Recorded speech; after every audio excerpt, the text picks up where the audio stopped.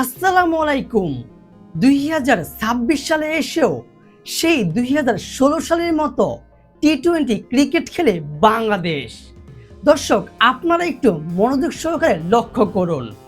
অস্ট্রেলিয়ার দেওয়া ১৯৭ রানের টার্গেটে যখন বাংলাদেশ ব্যাটিং করছিল, ঠিক তখন স্কোরবোর্ডে ১২ ওভার ৪ নম্বর বলে বাংলাদেশের সংগ্রহ ছিল ১৩০ রান ২ উইকেট হারিয়ে।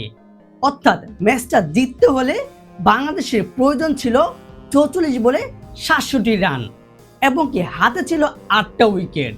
অবশ্য এর পরে বলেই পারভেজ হোসেন ইমন আউট হয়েছে, কিন্তু ইমন আউট হওয়ার পর বাকি আমাদের ব্যাটসম্যানরা কি করলো, তার ফলাফল হচ্ছে ম্যাচের শেষ ওভারের শেষ বলে অর্থাৎ ১৯ ওভারের সেই ৫ নম্বর বলে বাংলাদেশের সংগ্রহ হয়েছে ১৮৯ রান ৬ উইকেট হারিয়ে। হাস্যকর। অতঃপর বাংলাদেশ মাত্র ৭ রানের ব্যবধানে ম্যাচটা হারলো এবং কি সিরিজটাও হাতছাড়া হলো। সত্যি কথা বলতে এই পজিশন থেকে ম্যাচ বের করতে না পারলে ক্রিকেট খেলায় বাদ দিয়ে দেওয়া উচিত, কারণ এই যুগে কিন্তু টি-টোয়েন্টিতে ৪৪ বলে ৬৭ রান বলতে গেলে প্রায় দুধবাদের ব্যাপার, অথচ বাংলাদেশ সেই রানটা করতে পারলো না। তবে আমার মনে হয় যদি ইমন টিকে থাকতো তাহলে বাংলাদেশ যেভাবেই হোক ম্যাচটা বের করে পারত, কিন্তু যখনই ইমন আউট হওয়ার পর বাংলাদেশের ব্যাটসম্যানরা যে জঘন্য ব্যাটিং করেছে তার জবাবটা কে দিবে? দর্শক, আজকে যদি বাংলাদেশ এই ম্যাচটা জিততে পারতো তাহলে কিন্তু বাংলাদেশের টি-টোয়েন্টি যে ঐতিহাসিক সিরিজ রয়েছে সেটার মধ্যে একটা ম্যাচ ঐতিহাসিক জয় হয়ে থাকতো। তার কারণ হলো আমরা ইতিমধ্যে কিন্তু টি-টোয়েন্টিতে মাত্র ১৯০ রান চেস করে ২বার জিতেছি।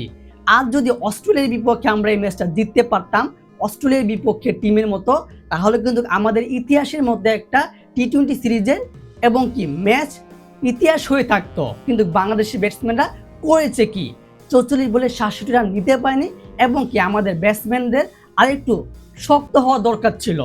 দর্শক, এবার আসি পুরো ম্যাচের প্রিভিউ বা রিভিউ নিয়ে।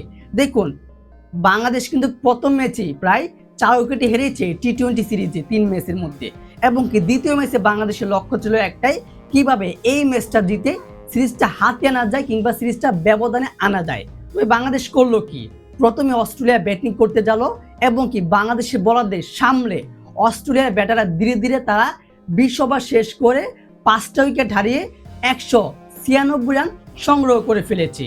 অর্থাৎ এই টি-টোয়েন্টিতে কিন্তু বর্তমানে ১৯৬ রান অর্থাৎ ১৯০ প্লাস কিন্তু কোনো বিষয় না। তবে বাংলাদেশের বিপক্ষে চট্টগ্রামের মাটিতে এই রানটা করেছে।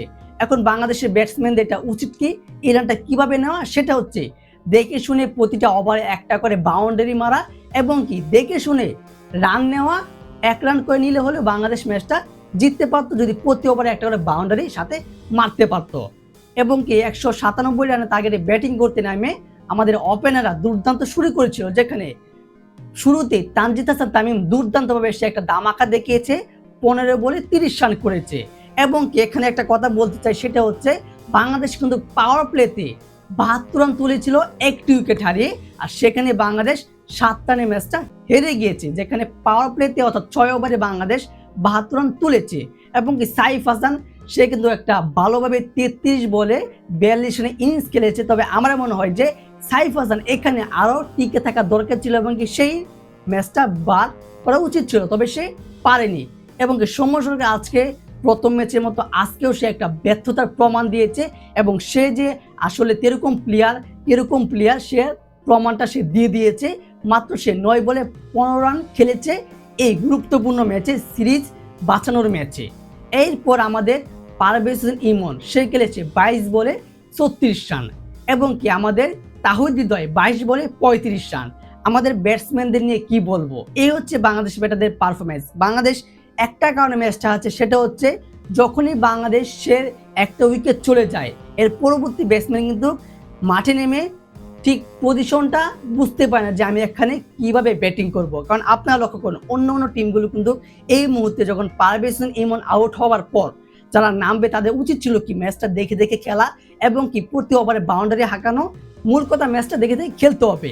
অন্য দেশের ক্রিকেটাররা ব্যাটাররা কিন্তু এই কাজটাই করে, দেখে দেখে তারা বাউন্ডারি মারে এবং কি মানে পজিশন অনুযায়ী ব্যাটিং করে এবং কি অবস্থা বুঝে ব্যাটিং করে। আমাদের বাংলাদেশি ব্যাটাররা যখন উইকেট হারায় তখন যে সেট ব্যাটসম্যান থাকে অপর সাইডে সেও একদম মাথা হারিয়ে যায়, জ্ঞান হারিয়ে যায়, আমি এখন কিভাবে খেলবো, এবং কি যে ব্যাটিং করতে নামে তার অবস্থা কাইল হয়ে যায়। যার কারণে বাংলাদেশ টি-20তে কিংবা ওয়ানডেতে হোক প্রচুর বল খেয়ে ফেলে, বল খেয়ে রান করতে পারে না। এবং কি বাংলাদেশ শেষ পর্যন্ত এই ম্যাচটা 19 ওভার প্রায় 20 ওভারে খেলে কিন্তু মাত্র 189 রান সংগ্রহ করেছে আর 7 রানের ব্যবধানে বাংলাদেশ সিরিজটা হেরে গিয়েছে। আসলে বাংলাদেশের বলাররাও ভালো পারফরমেন্স করেছে, যেখানে নাসুম আহমেদ 2 উইকেট নিয়েছে, মুস্তাফিজুর রহমান নিয়েছে 1 উইকেট এবং কি আব্দুল গাফার সাকলা নিয়েছে 1 উইকেট এবং কি নাহিদ রানা নিয়েছে 1 উইকেট। অর্থাৎ বলতেছে আমাদের বলাররা পারফরমেন্স করেছে, ব্যাটাররাও পারফরমেন্স করেছে। তবে বললাম না শুরুতেই যে 2016 সালে টি-20 আর 2026 সালে এসে খেলেছে 44 বলে 67 রান নিতে পারেনি। মূল কথা বাংলাদেশ আজকে যেভাবে ম্যাচটা হেরেছে, ব্যাটাররা যদি আরেকটু শক্ত হতো, আর একটু ভালো করে ব্যাটিং করতো, দেখে শুনে ব্যাটিং করতো, তাহলে কিন্তু বাংলাদেশ এই 7 রানে হারে না। লক্ষ্য করুন যে আপনারা 7 জন ব্যাটার যদি আর 1 রান করে নিত তাহলে বাংলাদেশ ম্যাচটা জিতে যেত। তবে মূল কথা হচ্ছে 1 রানের জন্য কিন্তু ম্যাচ হারতে হয়, এটাই স্বাভাবিক এবং এটাই সত্যি কথা। তবে বাংলাদেশ খুব বাজেভাবে প্রথম এবং দ্বিতীয় ম্যাচের সিরিজটা হেরে গিয়েছে। এবার দেখা যাক বাংলাদেশ কি তৃতীয় ম্যাচে হয়তো এড়াতে পারে নাকি। যদি আবারও সেই 2026 সালে এসে 2016 সালের মতো টি-20 ক্রিকেট খেলে তাহলে বাংলাদেশ হোয়াইট ওয়াশ অথবা বাংলা ওয়াশ হয়ে যাবে। যেমন ওয়ানডেতে বাংলাদেশ দুর্দান্ত সিরিজ জয় করেছে, এভাবে কিন্তু ঠিক অস্ট্রেলিয়াও টি-20 তারা সিরিজ জয় করে ফেলেছে এবং অস্ট্রেলিয়ার টার্গেট বাংলাদেশকে হোয়াইট ওয়াশ করা আর বাংলাদেশ টার্গেট এই অস্ট্রেলিয়ার বিপক্ষে হোয়াইট ওয়াশ এড়ানো।